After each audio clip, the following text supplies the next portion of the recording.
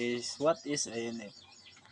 The INF, International Monetary Fund, INF is an organization of 108 countries working to promote global monetary coordination, secure financial stability, facilitate international trade, promote high employment and sustainable economic growth, and reduce poverty around the world. Ang ako nasabtan sa INF ay ang INF o International Monetary Fund usa ka organisasyon nga nagtumong sa pagpalambo sa global nga corporation sa kwarta, pagsiguro sa financial nga kalig-on, pagpadali sa international nga pamatagayon, pagpalambo sa taas nga trabaho o mulong tarong pagtubo sa ekonomiya o pagpakakunhod sa kakabo sa tibuok kalibutan. Naghatag kini og financial nga tabang og tambag sa mga nasod nga miyembro nga nag-atubang sa mga kalisod sa ekonomiya. Mao to ang IMF nga ang role niya sa kinabuhi murag sa tibuok kalibutan. Ang INF ay mosalbar sa mga kalisod sa nasod nga muhatag og sa nasod nga para masalbar. Monetary Fund. IMF is the intergovernmental organization that oversees the global financial system by following the macroeconomic policies of its member countries. In particular, those which impact exchange rate of the balance of payments. It is an organization formed with a stated objective establishing international exchange rates and facilitating development through the enforcement of the economic policies on their countries as condition for loans, restructuring, or aid. The IMF was created to support orderly international currency exchange and to help nations having balance payment problem through short term of cash. Its headquarters are Washington, United States. International Monetary Fund was established in 1944 as part of the Bretton Woods Agreement, with the goal of promoting international monetary cooperation, exchange stability, and balanced growth of international trade. It provides loans to member countries experiencing balance of payments problems, offers policy advice, and conducts research on global economic issues. Over the years, its role has evolved to address various financial crises and economic challenges around the world.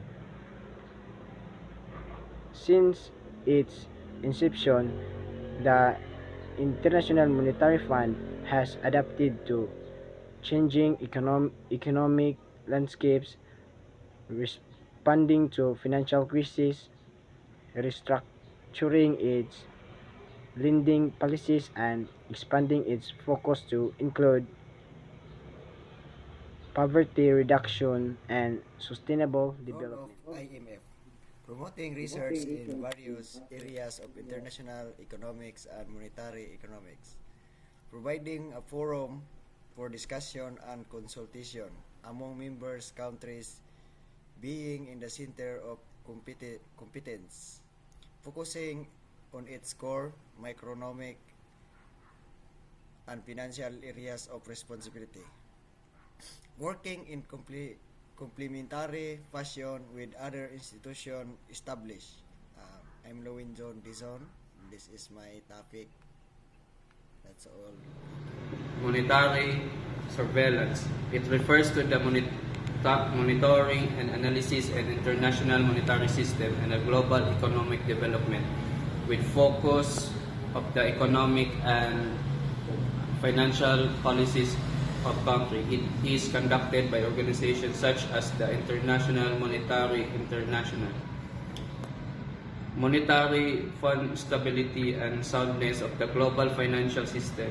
The goal of monetary surveillance is to identify risks and vulnerabilities in countries' monetary and policies and provide policies advice to address their risks. Purpose of the IMF. So the purpose of the International Monetary Fund is to promote global monetary corporations, secure financial stability, and facilitate international trade, promote high employment and sustainable economic growth, and reduce poverty around the world. The IMF achieves this goal by providing financial assistance and policy advice to member countries facing economic difficulties, monitoring global economic trends, and offering technical assistance and training to strengthen countries' capacity to manage their economic effectively. My topic is all about who runs the IMF. First is member countries. A member country typically refers to a national that is part of an international organization, alliance, or group. For example, member countries of the United Nations are the individual nations that part of UN. Similarly, member countries of the European Union are those countries that have joined the EU. Second is Board of Governors. The Board of Governors is a governing body typically found in organizations such as universities, corporations, and financial institutions. It is possible for overseeing the managing and strategic direction of the organization.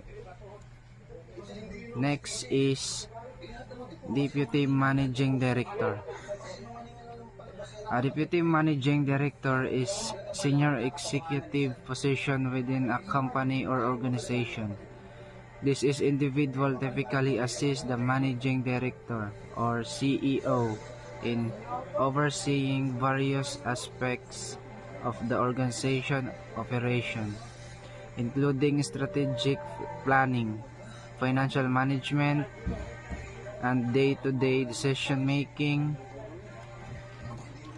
They often have significant authority and responsibilities, acting as a second in command to the Managing Director. Next is Executive Board. An executive board typically refers to a group of individuals, often high-ranking officials or executive within a company or organization, who are responsible for making strategic decisions and overseeing the organization operation. They usually hold significant decision-making for power and are accountable for the overall performance and director of an entity.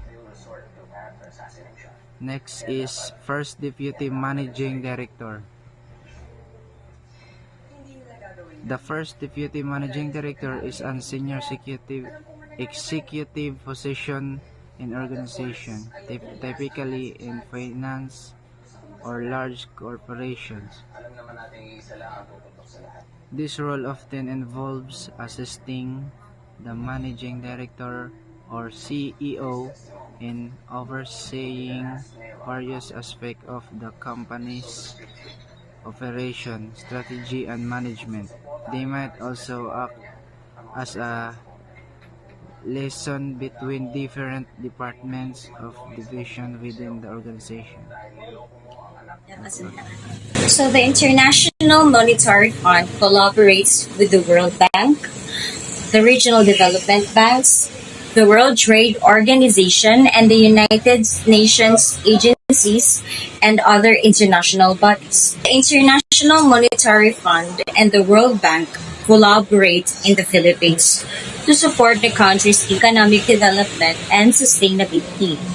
So the International Monetary Fund provides policy advice and financial assistance to help the Philippines address short-term economic challenges such as balance of payments issues or currency fluctuations. So the World Bank offers long-term financing and technical expertise for projects aimed at reducing poverty, improving infrastructure, and promoting sustainable development in the country. So by working together, the International Monetary Fund and the World Bank can provide a more comprehensive and coordinated approach to supporting the Philippines' economic goals and addressing its development. So next is the regional development banks. So the International Monetary Fund collaborates with the regional development banks in the Philippines to enhance the effectiveness of their efforts in promoting economic stability and development in the region. The regional development banks,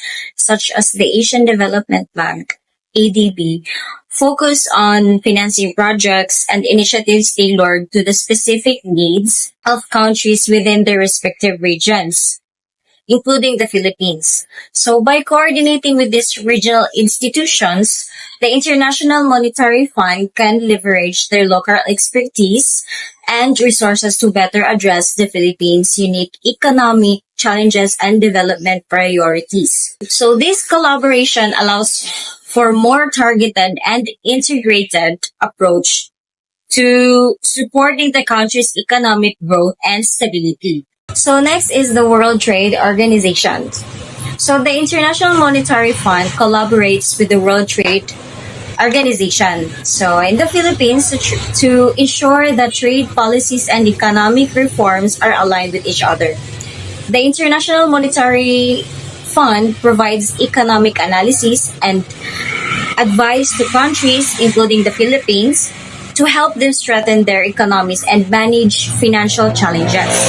So the World Trade Organization oversees international trade rules and negotiations, ensuring a level playing field for all member countries. So by working together, the International Monetary Fund and the World Trade Organizations can help the Philippines integrate into the global economy more effectively and promote trade liberalization and foster sustainable economic growth. The last one, United Nations agencies and other international bodies. So the International Monetary Fund collaborates with various United Nations agencies and other international bodies to address global economic challenges and promote sustainable development. So these collaborations often involve sharing data, expertise, and best practices to support countries in achieving their economic and social goals. Additionally, partnerships with organizations such as the World Bank, regional development banks, and other international financial institutions help to ensure a coordinated approach to addressing complex issues like poverty reduction, financial stability, and climate change adaptation on a global scale. Each of these international institutional has its own area responsibility, specialization, and its particular contribution to make the world economy. So each institution has its own unique role and specialization contributing to the global economy in various ways. From central banks managing monetary policy to international organizations fostering trade and development. Each entity plays a vital part in maintaining stability and promoting growth on a global scale. Good morning, ma'am. This is Jennifer D. Ampong, and this is the part of my report. So, conclusions. The conclusion of the role of the IMF and central banking is the IMF works to foster global growth and economic stability. So it provides policy advice and financing to members in economic difficulties and also work with developing nations to help them achieve macroeconomic stability and reduce poverty.